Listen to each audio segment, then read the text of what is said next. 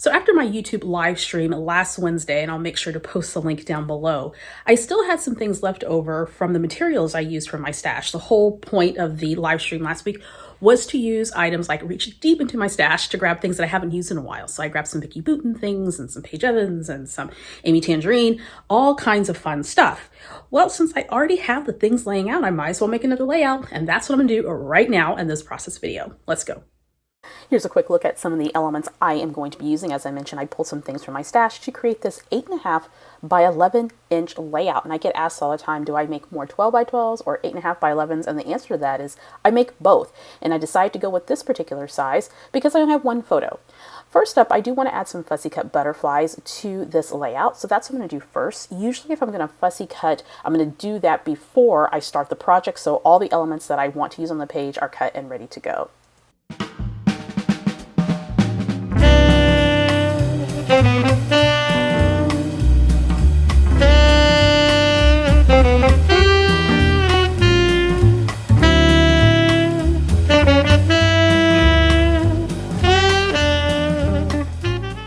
Next up, let's build out the background for this layout. First up, I have an 8.5 by 11 piece of pattern paper. This is from Vicky Boutin. All these pattern papers are from the Vicky Boutin Color Study Collection.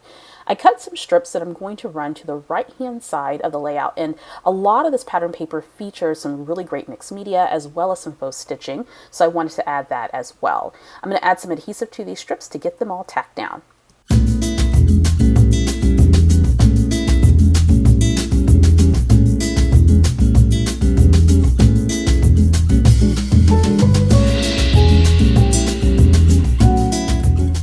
Now the background is done, I'm going to go ahead and position the photo. So this is a selfie that I took, and I just kind of like the way that I look in this photo, so I'm going to scrap it. I'm going to put it in my album that's all about me.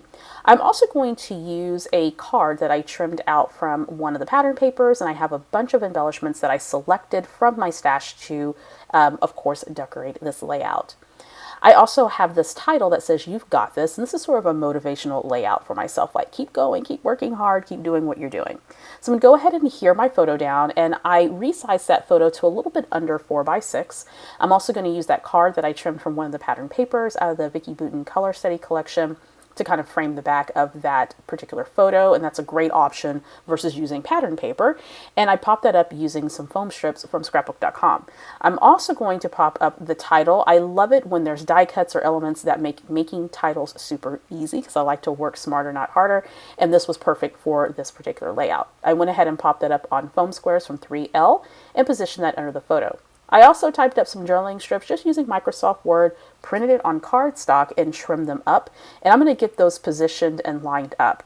Now in the journaling, I talk about how I've been kind of feeling a little stressed lately, a little challenged, lots of things going on in my life.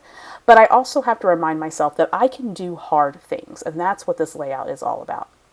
Once those journaling strips are in position, it is time to embellish.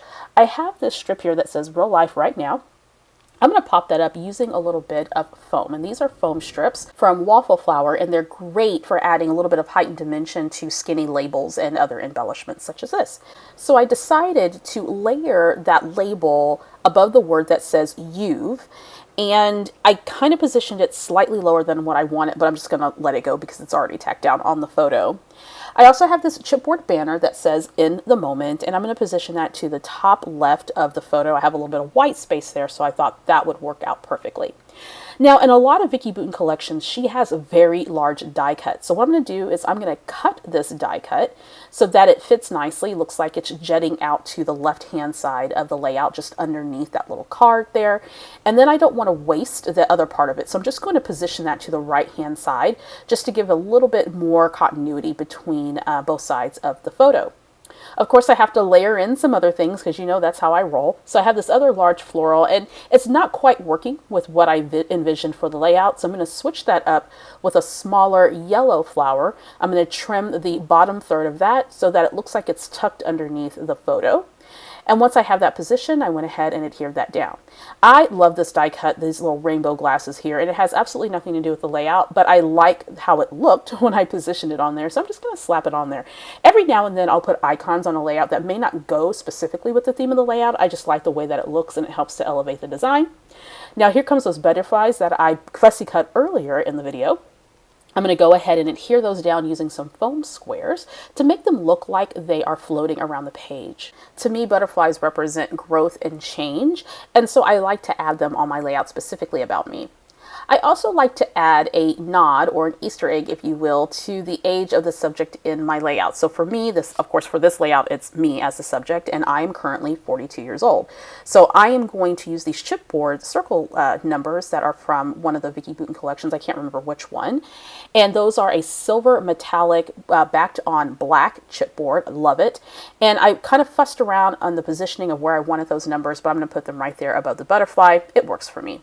Then I have this little birdie, which I thought was cute. Again, does nothing for the theme of the layout. I just thought it was cute. I'm just going to add it here to the layout. That's a little chipboard element just to add a little something there. That's not something I would normally put on a layout, so I decided why not. Then to the top of the photo, I have a label that says real life stuff, and I thought that was perfect for this particular layout.